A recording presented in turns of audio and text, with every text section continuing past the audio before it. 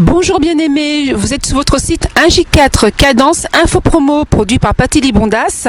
Je suis votre servante Sandrine Bala, présentatrice et chantre de l'Éternel. D'abord, j'aimerais vous remercier pour vos j'aime et pour vos partages, pour vos encouragements que vous faites sur Facebook et sur YouTube. Que le Seigneur vous bénisse. Aujourd'hui, j'ai le plaisir de vous présenter le frère Prince Kouka. Il est serviteur de l'Éternel, il exerce son ministère à Chartres et nous allons lui poser certaines questions concernant donc l'Église. Que se passe-t-il dans les églises? Quelles sont les difficultés que rencontrent les pasteurs? Quelles sont les difficultés que rencontrent également les enfants de Dieu? Donc nous allons parler à notre frère Kakou, il va nous répondre sur certains points afin d'éclaircir le peuple de Dieu. Bonjour mon frère Prince. Bonjour ma sœur Sandrine. Comment allez-vous? J'ai appris que vous étiez dans une veillée cette nuit. Oui, je reviens de la veillée, le Seigneur nous a fait grâce et tout s'est bien passé par la grâce du Seigneur. D'accord, vous avez partagé quoi sans être indiscrète? Nous avons partagé sur Matthieu chapitre 7, à partir du verset 7, que l'on dit « Cherchez, vous trouverez, frappez, on vous ouvrira, demandez, on vous donnera ». D'accord, justement par rapport à ce sujet, ça tombe bien, parce que la question que j'aurais à vous poser, ce serait par rapport aux églises. Que se passe-t-il dans les églises? Les enfants de Dieu sont ballottés par-ci par-là. Les pasteurs font des miracles de toutes sortes. Et je ne vais pas vous mentir que moi aussi j'ai suivi les miracles. Mais est-ce que ce sont les miracles qui nous sauvent? Merci ma sœur Sandrine.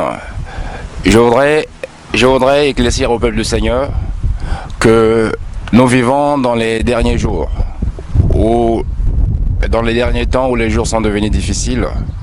Mais nous ne devons pas suivre les miracles car la Bible déclare dans Matthieu au chapitre 7, Matthieu 7 à partir du verset 21, la Bible déclare que ceux qui me disent Seigneur, Seigneur, tous ne rentreront pas tous dans le royaume de Dieu. Mais celui-là, seul qui fait ma volonté de mon Père qui est dans les cieux. Alors nous constatons que qu'est-ce que d'abord une église? Une église n'est pas un bâtiment quelconque, bâti par des hommes, car Dieu dit dans Actes des Apôtres au chapitre 17, verset 24, que Dieu n'habite pas dans les maisons faites par des hommes. Mais l'église est avant tout un peuple mis à part, un peuple qui ont entendu l'appel du Seigneur et qui ont écouté l'appel de Dieu. Ils sont venus pour pouvoir adorer. Donc, elles ne sont des humains ou encore des personnes qui constituent l'église. Alors, lorsque nous constituons l'église et tant que nous devenons un temple du Seigneur, nous devons maintenant vivre selon la révélation de la parole et non ce que les hommes nous disent, parce qu'il est écrit que dans la Bible que plusieurs viendront en mon nom, ils feront plusieurs miracles, mais ne vous laissez pas séduire. Raison pour laquelle je vous annonce à ce jour que le peuple de Dieu de ne pas être séduit par ces miracles. Parce que les miracles aujourd'hui, c'est un instrument que les hommes ont en train d'utiliser afin de pouvoir séduire, égarer certains enfants de Dieu pour ne pas aller au ciel. Disons cela. Frère Prince, ça veut dire que si je suis malade, j'ai un membre de la famille qui est infirme, doit-on laisser cette infirmité de côté pour suivre Jésus-Christ ou bien doit-on chercher la délivrance, la guérison?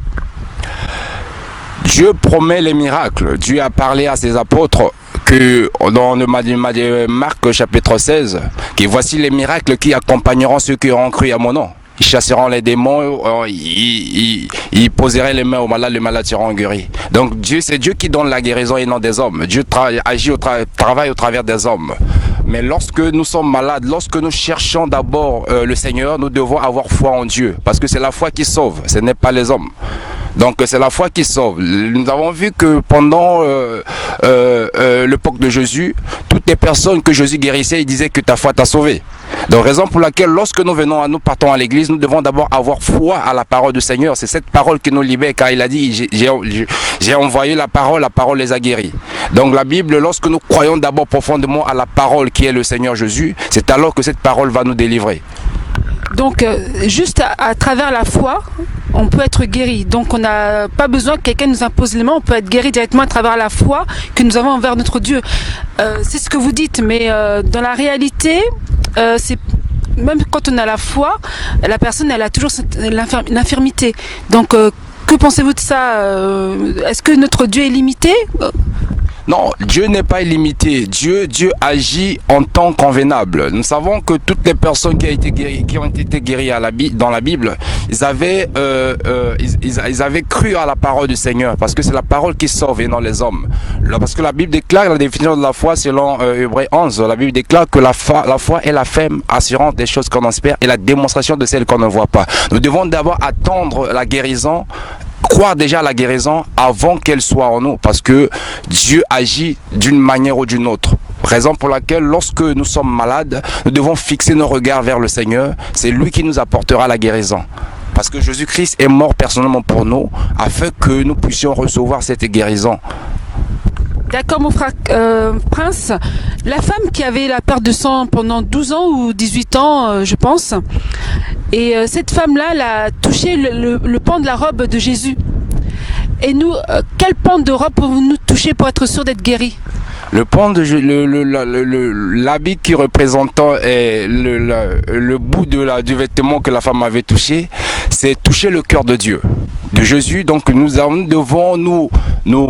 devons avoir la foi en Seigneur, donc aller dans la profondeur avec un cœur sincère. Parce que la Bible déclare que Dieu est esprit et ceux qui doivent l'adorer doivent l'adorer en esprit et en vérité. Lorsque nous allons avoir un cœur sincère vis-à-vis du Seigneur et nous partons avec un cœur libre vis-à-vis de Dieu, c'est alors là où nous serons libérés, où nous serons guéris par nos infirmités. Parce que lorsque nous camouflons, lorsque nous gardons une culpabilité en nous, ça sera difficile que nous puissions avoir la guérison de la part du Seigneur.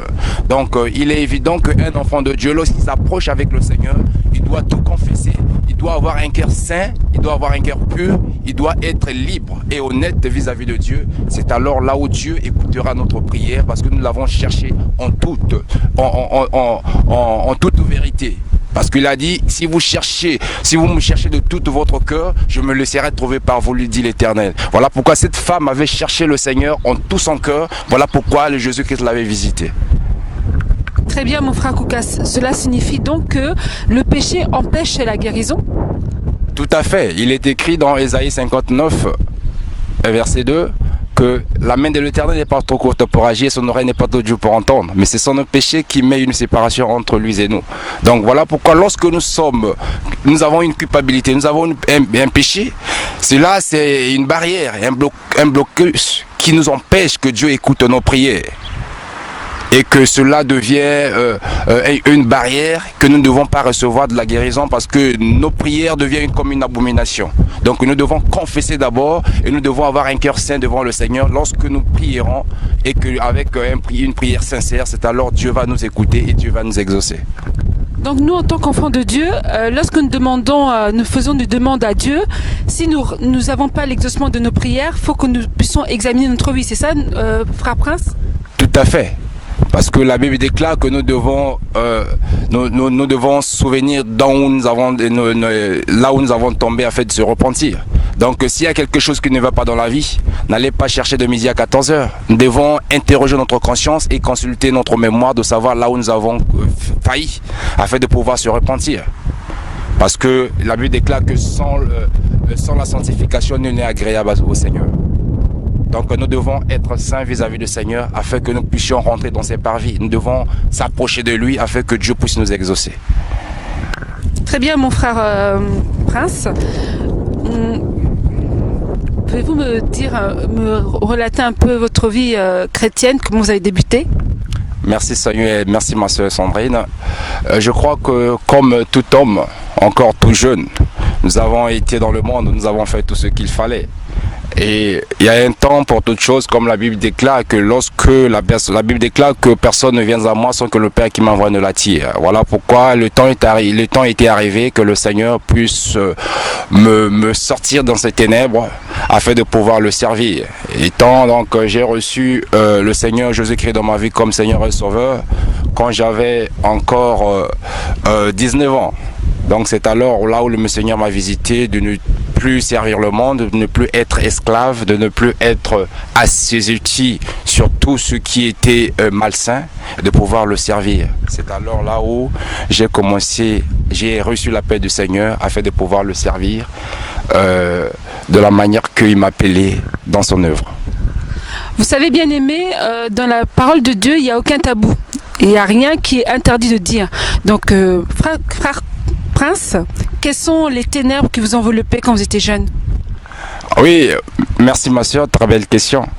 Je sais que les ténèbres qui m'avaient enveloppé, dans la mesure où, étant jeune, j'avais ma vie qui était focalisée un jour de devenir footballeur. Donc de toute ma jeunesse, je me suis donné dans le foot.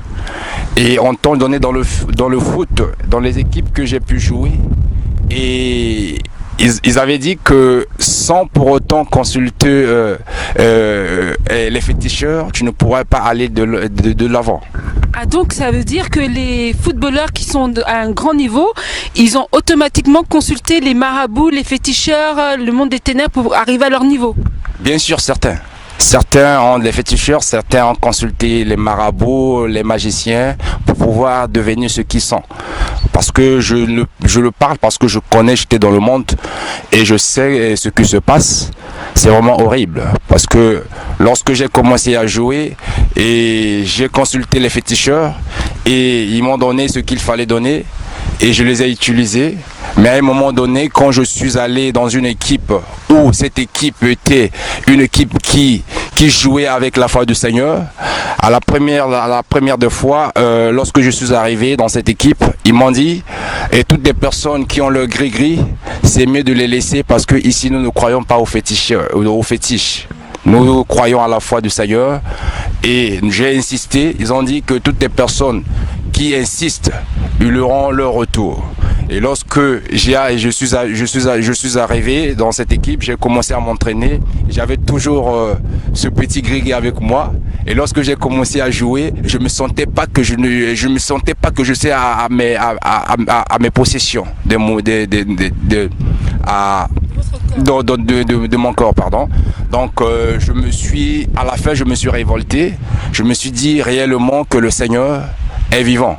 Donc je suis allé, j'ai abandonné tout ce que je faisais et j'ai commencé à croire au Seigneur et recevoir le Seigneur. C'est alors où j'ai commencé à jouer sans pour autant croire aux fétiches, parce que Jésus-Christ que nous servons, il est vivant. Votre témoignage, frère Prince, va édifier beaucoup de personnes.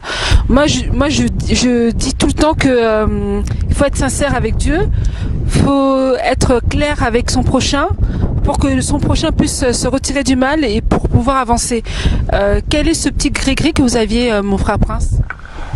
Les gris que nous avons pu avoir, c'est de pouvoir marquer beaucoup de buts.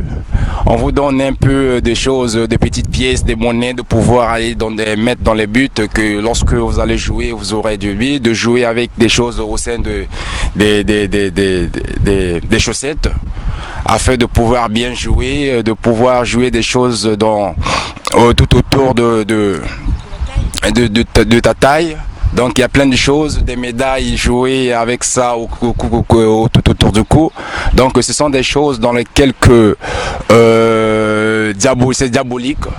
Étant enfant de Dieu que nous devons révolter à cela, parce que Jésus-Christ est venu nous affranchir de la liberté.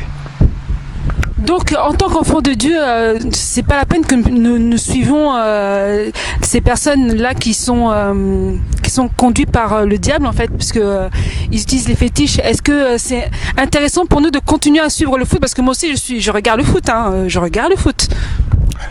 Nous devons suivre le foot, bon. Nous ne interdisons pas les gens de ne pas suivre le foot. Nous devons suivre le football, mais nous ne devons pas se mêler dans ce football, envier ces personnes qui les pratiquent, parce que nous devons contenter de ce que nous y avons. Parce que vous savez que lorsque nous envions et que cela nous poussera à plusieurs excès, et nous allons abandonner le chemin du Seigneur. Raison pour laquelle j'annonce au peuple de Dieu qui suivait le foot de continuer à suivre, ne pas vraiment entrer dedans, parce que c'est un monde qui est un monde mystique. Et j'ai remarqué que on a tous remarqué que les joueurs de foot, dès qu'ils marquent un but, ils font les signes de deux doigts là. Donc ça veut dire quoi? Bon, c'est de se prosterner devant le maître. Donc il y a plusieurs, il y a plusieurs sortes disons de culte qui rend vis-à-vis de la récompense qui leur a été donnée, vis-à-vis de la mission qui leur a été donnée. Donc à chaque fois que tu dois honorer tes dieux, lorsque tu as réalisé quelque chose qui était devenu qui sortait de sa part. Donc on vous envoie dans les cimetières, on vous envoie faire les insectes, commettre les adultères, faites tout ce qu'il faut pour pouvoir honorer leur culte. D'accord. Passons dans notre sujet. Comment nous, en tant qu'enfants de Dieu, pouvons-nous honorer notre Dieu? Nous devons honorer notre Dieu au travers notre adoration, notre louange. Donc avoir un cœur sincère vis-à-vis du Seigneur, car la Bible déclare dans Jean 4 au verset 23 à 24 que l'heure vient où les déjà venus, où les vrais adorateurs adoreront le Père en esprit et en vérité, car ce sont là les adorateurs que le Père demande et cherche. Donc Dieu est esprit et que tous ceux qui doivent l'adorer doivent l'adorer en esprit et en vérité. Donc lorsque nous pressons devant le Seigneur, nous devons adorer le Seigneur. Tout ce qui est à nous doivent adorer le Seigneur. Notre comportement, notre conduite, notre habillement, notre façon de faire, notre façon de vivre doit adorer le Seigneur. Voilà pourquoi David avait dit dans Psaume 103 à partir du verset 1 que mon âme bénit l'Éternel et tout ce qui est à moi bénit son Saint-Nom. Donc tout ce qui était à lui. Donc que ça soit ses membres, que ça soit sa façon d'y être, que ça soit son cœur. Donc tout ce qui était à lui devait bénir le Seigneur. Donc étant enfants de Dieu, nous devons nous sanctifier vis-à-vis du Seigneur pour pouvoir l'adorer et de consacrer nos vies comme étant une offrande qui lui sera agréable, comme a dit dans Romains. Merci mon frère Prince. Nous sommes toujours sur 1J4 Cadence Info Promo dans votre rubrique de 1J4 pour Jésus. Frère Kouka, est-ce que c'est le nombre de personnes dans l'église qui font que Dieu écoute nos prières? Est-ce que c'est parce que pendant l'adoration, nous sommes tous à genoux, nous avons tous les mains levées que Dieu est là? Non, mais oui, la Bible déclare que ce n'est pas le nombre, parce que la Bible déclare que lorsque là où deux ou trois sont réunis à son nom, il est au milieu d'eux. Donc il suffit d'être deux ou trois, mais en commun accord, avec un même esprit, une même pensée. Et lorsque nous sommes réunis avec un cœur sincère, c'est alors que nous adorons au Seigneur. Mais lorsque le nombre de personnes ne reflète pas la présence de Dieu au milieu de son peuple, c'est des personnes qui s'approchent avec un cœur sincère, un cœur dévoué au Seigneur. C'est là où Dieu se manifeste. Frère Kouka, que pensez-vous des enfants de Dieu, de leur comportement à l'église? Est-ce qu'il est normal qu'à l'église, les personnes, bon, je l'ai peut-être déjà dit, que les personnes soient comme des saints, pieuses à l'église, mais dès qu'ils sortent de l'église, ils sont pas saints. Mais quel conseil pouvez-vous leur donner pour qu'ils réalisent en fait que leur marche, leur façon d'être, en fait, c'est pas vraiment ce que Dieu veut. Dieu veut une sincérité dans notre comportement, dans notre vie entière, et pas d'hypocrisie, parce que beaucoup d'enfants de Dieu sont hypocrites. Beaucoup sont vraiment hypocrites. J'ai pas honte de le dire. Et donc il faut que nous soyons sincères, parce que nous servons d'abord le Seigneur. Nous ne servons pas un homme, nous servons le Seigneur. Nous devons être clairs et vrais envers notre prochain. Donc frère Kakou, qu'est-ce que vous en pensez? Merci ma soeur Sandrine. Je voudrais dire que notre Dieu est trois fois saint. Il a dit tous ceux qui doivent s'approcher de lui doivent se sanctifier. Donc la sainteté ne se limite pas à l'église. La sainteté ne se limite pas dans un endroit où nous adorons le Seigneur. La sainteté, c'est une vie que nous devons vivre, parce que nous sommes l'image maintenant de Christ. Nous reflétons l'image du Seigneur. Parce que la Bible déclare que Paul a dit que si je vis, ce n'est plus moi qui vis, c'est Christ qui vit en moi. Alors si Christ vit en nous, nous devons avoir les marques de Christ en nous. Donc vivre une vie de sainteté, de pouvoir avoir être un modèle pour même les païens, afin que, en voyant nos façons de vivre, en voyant nos façons d'être, afin que eux aussi se repentissent, comme a dit Pierre et Paul. Donc voilà pourquoi Paul disait à Timothée que personne ne te méprise ta jeunesse, sois un modèle en comportement, en conduite, et en amour. Donc ce sont des choses que nous devons exercer étant qu'enfants de Dieu. Nous ne devons pas être les hypocrites en manifestant nos lèvres que nous aimons la personne, mais en dedans de nous, nous sommes éloignés de cette personne. Donc étant enfants de Dieu, nous devons être un modèle de Christ, de pouvoir exercer la charité, de pouvoir exercer l'hospitalité, de pouvoir exercer la sainteté, afin qu'au travers de nous, nous reflétons l'image du Seigneur. Amen. Que Dieu soit béni. Que le Seigneur te bénisse, mon frère Prince. Vous êtes pasteur, vous êtes prophète, vous êtes évangélique, vous êtes simple prédicateur ou vous êtes simple fidèle? Comment vous qualifiez-vous? Je me qualifie comme étant un disciple de Jésus. La Bible déclare que le plus grand soit celui qui soit votre serviteur. Donc je préfère être un serviteur du Seigneur, parce que les dénominations nous amènera à rien. Le problème est d'être frère avec le Seigneur. C'est là où il est le plus important pour pouvoir exercer ce que le Seigneur nous a demandé de faire. Donc je me qualifie comme étant un serviteur du Seigneur. Je suis à l'œuvre du Seigneur, à la disposition de l'œuvre de Dieu, afin de pouvoir bénir le peuple de Dieu. Je suis un prédicateur, je suis un disciple du Seigneur, et je marche de la façon je marche de la manière que le Saint-Esprit nous dirige, afin de pouvoir apporter la lumière au peuple du Seigneur. Merci frère Prince. Êtes-vous prêt à pouvoir visiter d'autres églises qui vous invitent? Vous êtes seulement cantonné à l'église ici à Chartres, ou est-ce que vous avez un esprit ouvert pour pouvoir aller dans notre église pour prêcher la parole? Amen, très belle question. Je serai libre de pouvoir aller partout, parce que c'est la recommandation du Seigneur d'aller partout dans toutes les nations, afin de faire d'aller partout dans le monde, de faire de toutes les nations les disciples. Donc là où on évoque le Seigneur Jésus comme étant Seigneur et Sauveur, et si il m'invite, je répondrai à l'invitation, afin de pouvoir honorer le peuple du Seigneur. Donc je ne vais pas me camoufler encore, me restructurer au niveau de Chartres, parce que notre vision est d'aller pouvoir éclaircir, enseigner, d'aller apporter la bonne nouvelle aux pauvres, et à annoncer une année de délivrance à toutes les personnes qui sont opprimées. Donc la vision n'est pas limitée seulement ici à Chartres ni en France, mais la vision elle est universelle. Nous sommes prêts d'aller partout afin de pouvoir enseigner le peuple de Dieu. D'accord, frère Prince, qu'est-ce qui vous choque dans les églises? Qu'est-ce qui vous choque le plus? Ce qui me choque dans les églises aujourd'hui, parce que la parole de Dieu n'est plus une parole véritable. La parole de Dieu n'est pas prêchée à sa totalité. Les gens sont égarés dans l'évangile, encore dans les messages qui tournent tout autour de la prospérité et de la bénédiction.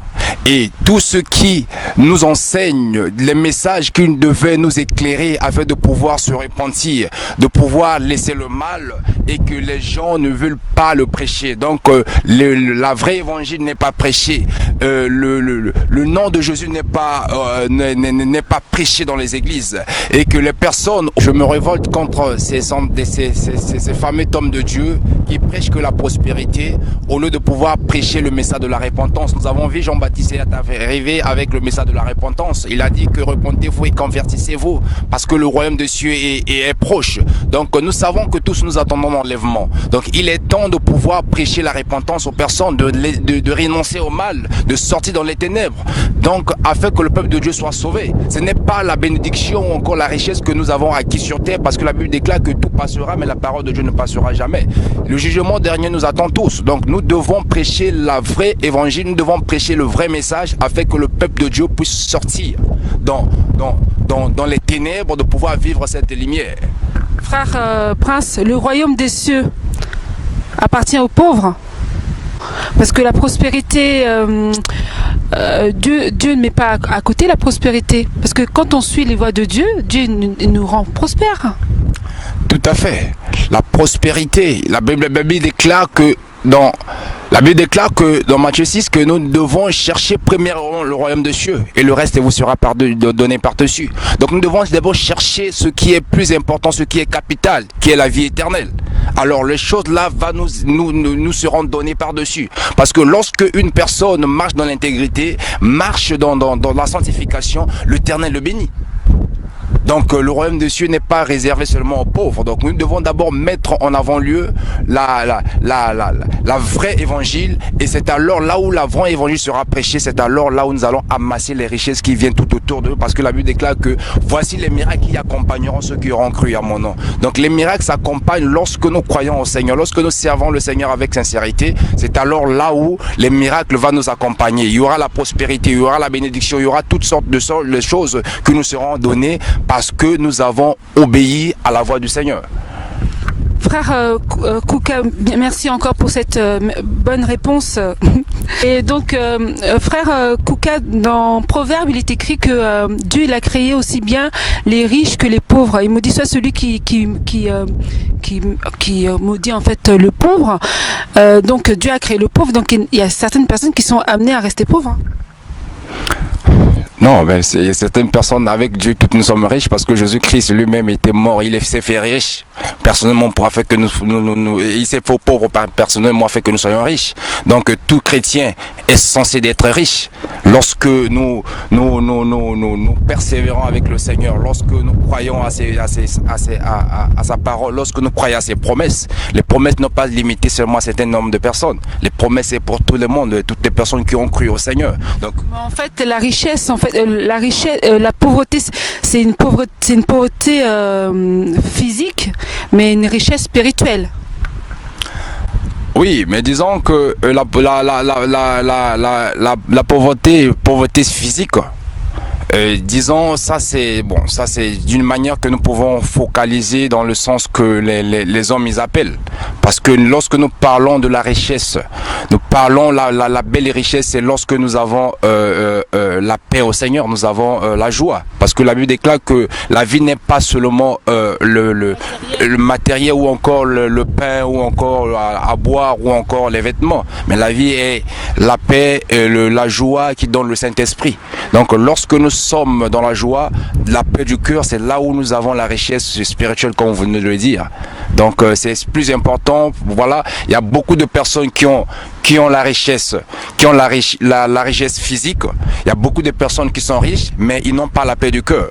Mais lorsque nous avons le Seigneur, nous devons être contentés de ce que nous y avons, mais nous avons la paix du Seigneur avec nous, nous avons la joie, nous avons la paix qui donne le Saint-Esprit. C'est alors que nous serons plus heureux. Désolé pour vous, nous sommes arrivés à la fin et je demande encore à notre frère Prince de nous dire un mot ou bien de remercier les personnes qui vous regardent là présent. Je voudrais remercier d'abord NJK Cadence Info Promo de m'avoir accordé cette opportunité de pouvoir parler de la part du Seigneur. Je sais que nous devons soutenir toutes les personnes qui ont une bonne initiative de pouvoir éclairer le monde du Seigneur, qui est en train de passer des moments les plus misérables de l'ère humaine. Mais nous devons maintenant, au travers ces moyens, ces supports, que de pouvoir éclairer et pouvoir faire éclairer le message du Seigneur, véhiculer le message du Seigneur partout dans le monde. Je me remercie et je bénis mon frère Paty, le producteur de cette émission, ma sœur Sandrine qui m'a fait confiance d'être parmi vous. Donc je remercie toute l'assemblée adorant l'Éternel de Chartres, à savoir le pasteur José David, sa femme maman Sylvie, notre bien-aimé Claude, et sans oublier ma chère épouse maman Juliana et ma fille Graciane. Je remercie toutes les départements de l'église adorant l'Éternel, des papas et des mamans, et que le Seigneur vous bénisse et que gardons toujours ce zèle que nous anime, gardons toujours cette sainteté, cette volonté de servir le Seigneur avec crainte et tremblement, et que nous croyons que le Seigneur va nous amener très loin, de la manière que ça va même dépasser l'entendement des gens, afin que nous puissions voir la main de Dieu dans cette ville de Chartres. Mon souhait est que le peuple de Dieu de Chartres soit béni et puisse sortir dans les ténèbres, pouvoir apporter la lumière, parce que vivre dans la lumière, parce que la Bible déclare dans Jean 8 à partir du verset 12 que Jésus-Christ est la lumière du monde, et que celui qui le suit ne marchera plus dans les ténèbres, mais il aura la lumière de vie. Voilà pourquoi notre souhait est que tout le peuple de Chartres puisse sortir des ténèbres et de vivre dans la lumière.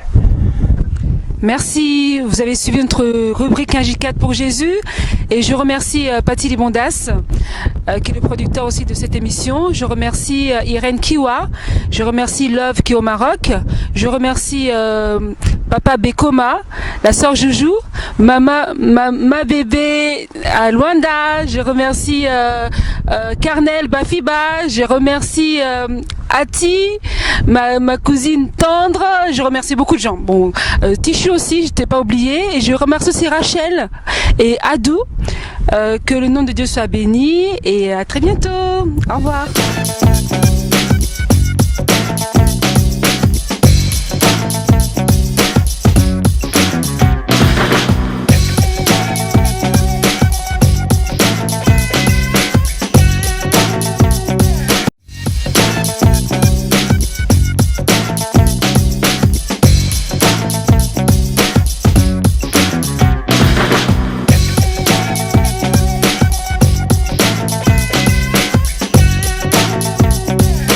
Shalom, bien-aimés dans le Seigneur. Que la paix du Seigneur soit avec vous. Je suis encore dans votre site www.nj4cadenceinfopromo.com.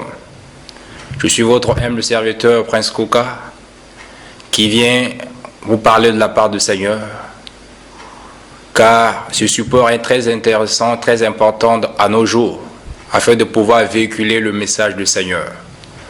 Aujourd'hui, il y a une question qui s'oppose aujourd'hui aux chrétiens ou à l'Église. Même le Seigneur lui-même a dû poser cette question lorsqu'il était encore sur terre. Dans Luc au chapitre 18 du verset 8, Jésus-Christ demandait à ses disciples, est-ce que si le Fils de l'homme reviendra sur terre, trouvera-t-il la foi? Alors, je voudrais vous poser la question de savoir qu'est-ce que la foi. Beaucoup nous entendons parler de la foi. Plusieurs nous disons la foi. Et que qu'est-ce que la foi? Pour qu'un enfant de Dieu, que la foi que le Seigneur Jésus est en train de parler à ses disciples, est-ce que lorsqu'il va venir, lorsqu'il reviendra, car la Bible déclare que Jésus-Christ revient bientôt. Lorsque Jésus-Christ reviendra, est-ce qu'il trouvera-t-il la foi sur terre? Parce qu'il avait dit dans sa parole que la foi de plusieurs personnes se refroidira. Voilà pourquoi il est intéressant, bien aimé, de le savoir, pour pouvoir être connecté avec le Seigneur, pour pouvoir comprendre sa révélation, pour pouvoir bénéficier de ses promesses. Nous devons toujours avoir utilisé le billet de la foi. Car la Bible nous dit, dans le livre de Hébreux, au chapitre 11, du verset 6, que sans la foi, personne n'est agréable à Dieu. Il faut que celui qui s'approche de Dieu croit que Dieu existe, qu'il est le rémunérateur de tous. Raison pour laquelle, bien aimé dans le Seigneur, je voudrais apporter cette pensée au travers le peuple de Dieu, que nous devons savoir que la foi est très importante. La foi, elle est capitale. Et tant qu'un enfant de Dieu, parce que la Bible déclare que le juste vivra par la foi. Et qui sont les justes? Ce sont ceux qui ont été justifiés par le Seigneur Jésus. Alors, et tant que juste nous devons vivre par la foi, parce que c'est la foi qui déclenche nos miracles. C'est la foi qui nous sauve. C'est la foi qui nous donne le salut. C'est la foi qui nous permet de pouvoir être en harmonie avec le Seigneur. Parce que la Bible le confirme en disant que sans la foi, nul n'est agréable devant lui. Raison pour laquelle que la foi, nous voyons la définition de la foi qui est dans le livre de Hébreux au chapitre 11, qui dit, le premier verset bien sûr, qui nous dit que la foi est la ferme assurance de choses qu'on espère et la démonstration de celles qu'on ne voit pas. Donc, étant qu'un enfant de Dieu, nous devons d'abord croire avant d'avoir vu. Nous devons espérer, croire en quoi aux promesses du Seigneur. Parce que c'est au travers de la foi que nous serons en harmonie avec ce que Dieu nous a dit. Peut-être aujourd'hui tu es en train de traverser des moments difficiles, tu es en train de rentrer ici et là. Bien-aimé dans le Seigneur, je voudrais te rassurer que quel que soit ce que les gens peuvent dire, quelle que soit la prophétie qui a été dite par n'importe quel homme de Dieu, quels que soient les messages qui ont été prêchés par des bishops ou les archibishops ou des personnes qui ont l'onction, quelles que soient les visions ou encore des rêves que tu as eus, que Dieu t'a parlé, Dieu t'a orienté. Et si tu ne mets pas la foi en pratique, bien-aimé dans le Seigneur, tout cela ne pourrait jamais se réaliser. Car sans la foi, nul ne peut être agréable au Seigneur. Lorsque nous ne sommes pas agréables à Dieu, cela veut dire que nous sommes déconnectés au Seigneur, nous ne pouvons pas avoir accès à ses promesses. Or, la volonté de Dieu est que nous devons espérer à sa parole de ce qu'il nous a dit. Voilà pourquoi je voudrais vous faire partager une pensée de quelqu'un qui avait eu foi. Quels que soient les obstacles, quels que soient les problèmes qu'il a traversés, il a eu foi en Seigneur Jésus, malgré son handicap, malgré ses difficultés. Il a dit, c'est là, je vais croire à ce que Dieu a dit. Parce que la Bible déclare que ce qui est possible aux hommes, à Dieu, tout est possible.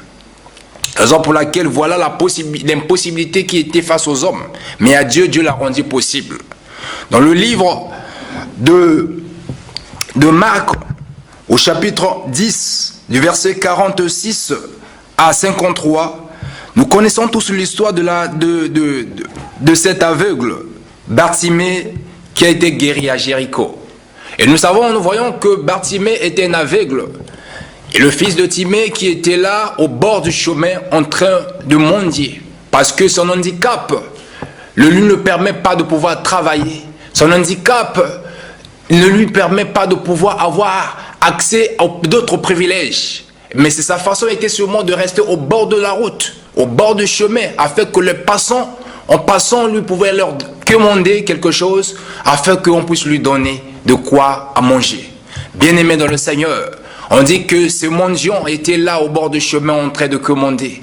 Peut-être qu'il avait entendu parler d'un jour de Jésus. Mais ce jour-là, il avait dit qu'il a entendu peut-être parler de Jésus. Il s'est dit, peut-être si je crois en lui, un jour ma vie ne sera plus jamais la même. Mais ce jour-là, il a eu l'occasion, l'opportunité de pouvoir voir Jésus passer là où il était assis. Bien-aimé dans le Seigneur, la Bible nous dit que lorsque Bartimée était au bord du chemin, il était assis au bord du chemin et que la foule passait, pressait Jésus et Jésus passait. Il a demandé à la foule, qu'est-ce qui se passe? Et la foule lui a répondu, c'est Jésus-Christ de Nazareth qui est en train de passer. Et Bartimée aveugle, il n'était pas resté stationné, il n'était pas resté là où il était à cause de ses problèmes, des difficultés, mais il a cru à la parole du Seigneur. Il a commencé à crier en disant, fils de David, ayez pitié de moi.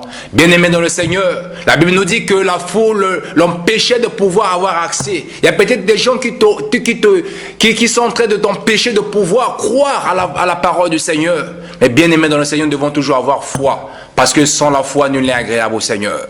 Raison pour laquelle, comme étant un juif, nous devons vivre par la foi, quels que soient les obstacles, quel que soit ce que les gens peuvent nous barricader ou nous présenter devant nous, nous devons toujours avoir foi à cette parole, parce que la Bible déclare dans Jérémie 29, verset 11, que je connais les projets que j'ai formés à vos égards, projets de paix et non de malheur, afin que vous ayez un avenir de l'espérance. Toi, tu as un avenir malgré le problème que tu traverses. Tu as un avenir, tu as des projets de bonheur que le Seigneur a établi sur ta vie. Mais bien que tu es en train de passer ces moments difficiles, à l'image de Bartimée, bien-aimé dans le Seigneur, nous avons vu que la foule est autant en train de l'empêcher de pouvoir avoir accès au Seigneur. Mais la foule, en ce lieu, représente comme étant les obstacles que nous pouvons rencontrer dans la vie, bien-aimé dans le Seigneur. Des fois, nous avons à cœur de pouvoir chercher la face du Seigneur, mais il y a les obstacles qui nous empêchent de pouvoir aller chercher la volonté du Seigneur dans nos cœurs. Raison pour laquelle, bien-aimé dans le Seigneur, ne t'arrête pas là, même s'il y a les blocages, même s'il y a des circonstances, même s'il y a des difficultés. Bien-aimés, commençons toujours à résister, à croire à l'impossible, parce que tout est possible à celui qui croit. Parce que la foi est la ferme assurance de ce qu'on espère et la démonstration de celle qu'on ne voit pas. Bartimée il était en train d'espérer la guérison. Il voyait déjà sa guérison parce qu'il avait foi en lui, il avait mis sa foi en Jésus-Christ. Bien-aimé dans le Seigneur, il a commencé à insister. Bien que les obstacles, il commençait toujours à insister de crier. La Bible déclare que Jésus-Christ a entendu les cris de Bartimée. Il a dit, laissez-le venir. Et lorsque Bartimée s'est approché, le Seigneur Jésus lui a posé la question de savoir, que veux-tu que je fasse pour toi? Et Bartimée lui dit, je veux que je retrouve la vue. Or, nous avons lui, dont nous savons que Ésaïe 61, verset 1, la Bible nous dit que Jésus-Christ était venu pour pouvoir donner, libérer les personnes qui étaient, délivrer les malheureux et donner le recouvrement de vue à ceux qui étaient aveugles. Voilà pourquoi Bartimée, il avait saisi cette parole, il avait saisi cette promesse. Il a dit que je veux retrouver ma vue. Et le Seigneur a dit que ce soit fait selon ta foi, car ta foi t'a sauvé. Bien-aimé dans le Seigneur, on est sauvé par le biais de la foi. Sans la foi, nul n'est agréable au Seigneur. Cela ne cherche pas, bien-aimé dans le Seigneur, à mettre ta confiance vis-à-vis des gens, au pasteur. Bien-aimé, tu dois d'abord croire à la parole de Dieu. C'est parce que là, c'est la promesse du Seigneur qui nous sauve. C'est la parole de Dieu qui agit sur nos vies. Ce n'est pas ce que les gens disent. Nous ne devons pas avoir la foi en d'autres personnes. Voilà pourquoi Jésus-Christ, en train de poser la question à ses disciples, son poseur de savoir, si je reviens sur terre, est-ce que je retrouverai-t-il la foi? Bien-aimé dans le Seigneur, je ne voudrais pas que Jésus-Christ revienne bientôt, qu'il ne puisse pas te voir, que tu puisses perdre ta foi. Parce que la Bible déclare que la foi de plusieurs personnes sera refroidie. Bien-aimé dans le Seigneur, restons toujours en forme avec la foi, parce que la foi est la ferme assurance de ce qu'on espère et la démonstration de celle qu'on ne voit pas. Et Bartimée avait espéré. Il avait espéré sa guérison et il s'est mis à démontrer, c'est cette démonstration-là qu'on tente d'espérer, il s'est mis à matérialiser cela. Voilà pourquoi je définis la foi comme étant F qui symbolise étant une force et O qui symbolise comme étant une opération et qui comme si invisible. Donc une force qui opère dans l'invisible. Raison pour laquelle, bien-aimés dans le Seigneur, lorsque nous avons des problèmes, lorsque nous avons une maladie, même incurable, les médecins ont donné leur verdict, bien-aimés, nous devons toujours croire à la parole de Dieu, car il a dit, crois au Seigneur Jésus-Christ, tu seras sauvé. Il a dit en quoi? Je t'avais dit, si tu crois seulement, tu verras la gloire de Dieu. Bien-aimés dans le Seigneur, voilà pourquoi nous devons toujours croire à la parole de Dieu et nous allons voir sa gloire. Dieu ne nous abandonne pas, Dieu nous aime. C'est au travers de la foi que nous allons voir en Jésus-Christ, au travers de sa parole, au travers de ses promesses, que tout ce que le Seigneur nous a promis va s'accomplir. Parce qu'il a dit que sans la foi, nul n'est agréable à lui. Nous devons rester toujours en harmonie avec le Seigneur, par le biais de la foi, de croire à sa promesse, de croire à l'impossible, parce que tout est possible à celui qui croit. Si nous croyons à la guérison, nous allons voir la guérison se matérialiser. Si nous croyons à tout ce qui Dieu nous a promis, nous allons voir cela se réaliser, parce que le Seigneur n'est pas un homme pour mentir, ni un fils de l'homme pour se repentir. Ce qu'il a dit, il finira toujours par l'accomplir et à l'exécuter. Raison pour laquelle, bien-aimé dans le Seigneur, je voudrais que tu puisses toujours alimenter ta foi, de croire toujours à sa parole, de méditer la parole de Dieu, de croire vis-à-vis de la promesse que le Seigneur a faite pour nous, afin que lorsque le Seigneur reviendra, pour pouvoir venir rencontrer la foi sur nos vies. Sois béni, manifeste-toi dans l'amour du Seigneur au travers le biais de la foi, car c'est cette foi-là que le Seigneur en a important. Dieu, les hommes regardent l'apparence, mais Dieu regarde le cœur. C'est le cœur, nous devons croire à sa parole. Restons, cherchons une place dans nos cœurs afin de pouvoir croire à ses promesses. C'est alors là que les miracles vont s'accompagner. Mais si nous abandonnons notre foi, bien-aimés dans le Seigneur, nous ne pouvons jamais voir la main du Seigneur dans nos vies. Je t'invite, bien-aimé dans le Seigneur, à redonner, à booster encore ta foi, parce que c'est au travers de la foi que tu verras la main, tu vas vivre la main de Dieu dans ta vie. Reste ferme, quelles que soient les tribulations, quels que soient les problèmes. Nous devons toujours rester fermes au travers de la foi, parce que le juste vivra par la foi. Que Dieu vous bénisse, soyez abondamment bénis et demeurez toujours sur votre site www.infopromo et NJ4 cadenceinfopromo.com. Il y a un site qui vous apporte la bonne nouvelle afin que vous soyez consolés, encouragés, exhortés, afin de pouvoir booster votre foi nuit et jour. Que le Seigneur vous bénisse. À très bientôt.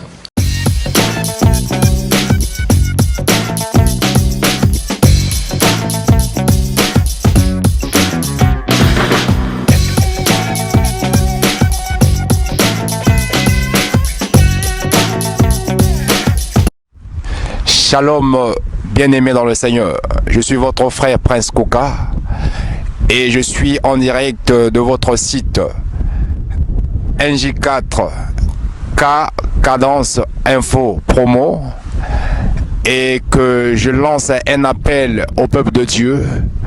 Je laisse un appel aux hommes de Dieu. Je laisse un appel aux serviteurs de le Seigneur, que le temps est arrivé, que nous puissions propulser, véhiculer la parole de Dieu au travers tous les supports. Raison pour laquelle que ce site est à votre disposition, afin de pouvoir apporter une exhortation, un encouragement, un enseignement, parce que le temps est arrivé que nous devons dénoncer les œuvres du diable, parce que nous vivons dans les derniers jours où les temps sont devenus difficiles. Raison pour laquelle, bien-aimés dans le Seigneur, la Bible déclare dans Éphésiens 5 au chapitre 11 que nous ne devons plus prendre part aux œuvres de ténèbres, plutôt condamner-les. Nous devons condamner les œuvres infructueuses des ténèbres, parce que Dieu nous appelle à pouvoir éclairer ce monde, parce que nous sommes la lumière du monde. Bien-aimé dans le Seigneur, tu as une grâce, tu as une faveur de l'Éternel qui est en toi. Voilà pourquoi le temps est arrivé que nous puissions utiliser cela pour pouvoir éclairer les personnes qui vivent dans les ténèbres. Jésus-Christ a dit dans sa parole qu'il est la lumière du monde. Et celui qui le suit ne marchera plus dans les ténèbres, mais il aura la lumière de vie. Notre but, notre vision, notre vocation est de pouvoir appeler toutes les personnes qui sont dans les ténèbres afin de leur montrer la lumière qui est Jésus-Christ. Raison pour laquelle toi, serviteur de Dieu, quel que soit l'endroit où tu es en train de œuvrer, à Chartres, à Paris, dans l'Île-de-France, dans Eure-et-Loire, partout en France, à Orléans, viens, NJK Cadence Info Promo vous reçoivent. Ils sont là pour pouvoir se déplacer, même pour aller apporter un message de l'heure, un message véritable afin de pouvoir éclairer le peuple de Dieu. Voilà pourquoi, bien-aimés dans le Seigneur, le temps est arrivé que nous devons servir le Seigneur avec sincérité. Je t'invite, toi, homme de Dieu, de pouvoir venir à ce site, de pouvoir apporter la parole du Seigneur avec vérité. Raison pour laquelle, avant toute chose, nous devons toujours vous proposer la prière, de prier et de remercier le Seigneur pour tous tes bienfaits dans nos vies et de ce qu'il est en train de nous accorder chaque jour dans nos vies. Raison pour laquelle, justement, là où tu es, nous pouvons prier. Seigneur, notre Dieu de grâce, nous voulons te rendre grâce, nous te disons merci pour cette opportunité merveilleuse que tu as donnée à chacun d'entre nous de se présenter devant, Seigneur de gloire, ce site. Laisse que Père éternel, au travers ce site, que tes peuples et des vies soient infectés, que les vies soient consolées, que les vies soient délivrées au travers de la vérité qui coule dans ce site. Le temps est arrivé, Seigneur au Dieu de gloire, car tu as dit que vous connaîtrez la vérité vous affranchira et cette même vérité vous rendra libre. Nous voulons libérer les peuples au travers, Seigneur, au Dieu de gloire, ton message, et que nous devons véhiculer ce message au travers ce site, partout dans les quatre coins du monde. Seigneur, au Dieu de gloire, ce site est à ta disposition, à la disposition du peuple, car tu as dit dans les derniers jours, mon peuple sera enseigné par moi-même. Enseigne ton peuple au travers, Seigneur, au Dieu de gloire, tes serviteurs qui utiliseront ce site comme étant un support. Raison pour laquelle, Père éternel, car tu as dit, quand tu entends sa voix, non Dieu, ce n'est pas votre cœur. Voilà pourquoi toutes les personnes qui écoutent et entendent cette prière, qui écoutent cet appel, puisse Seigneur recevoir Jésus-Christ dans leur vie comme Seigneur et Sauveur, parce que le temps est arrivé que chacun d'entre nous, Seigneur, doit se disposer afin de pouvoir recevoir Jésus-Christ dans sa vie comme étant un Sauveur et Seigneur. Il a dit, il est le pour et que nous sommes son épouse. Nous devons rester dans cette fidélité, dans cette Seigneur relation qui est lui avec nous, parce que nous devons, Seigneur au Dieu de gloire, nous ne savons pas ni le jour ni l'heure, afin que, Seigneur au Dieu de gloire, que sa venue est imminente, parce que nous vivons les derniers jours, Seigneur au Dieu de gloire, de notre ère. Raison pour laquelle, bien-aimé dans le Seigneur, je voudrais, Père, au travers de cette prière, que les âmes soient délivrées, que les âmes soient libérées, et que l'entendement spirituel puisse être révélé dans la parole, car tu as dit que l'Éternel le fait et ainsi les révèle par son secret à ses serviteurs, qu'à chaque serviteur lumière qui passera ce site, à chaque révélation, que le peuple de Dieu puisse utiliser l'heure puissamment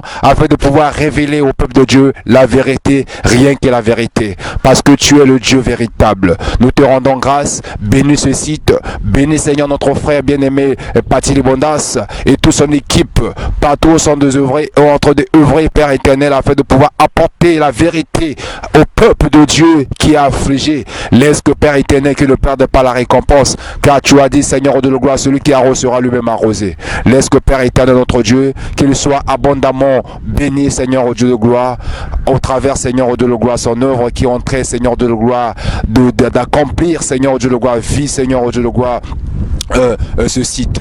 Nous te rendons grâce, nous te bénissons. Laisse que l'honneur et la gloire te soient rendus dès maintenant et à jamais. Dans le nom de Seigneur Jésus-Christ, j'ai ainsi prié. Je dis Amen.